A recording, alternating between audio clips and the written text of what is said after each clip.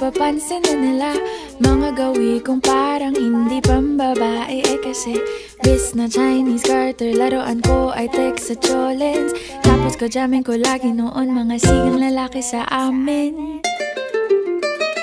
Nung ako'y mag-high school ay napabarkada sa mga bay. Curious na babae na ang hanap din ay babae. Sa halip na makeup kit, bit-bit ko ay gitara. Tapos pormahan ko lagi ay long sleeves na t-shirt at faded na lonta. Para noong makilala kita, nagbagong bigla ang aking timpla. Natutuwa ko na magpariban at mag-ahit ng kilay at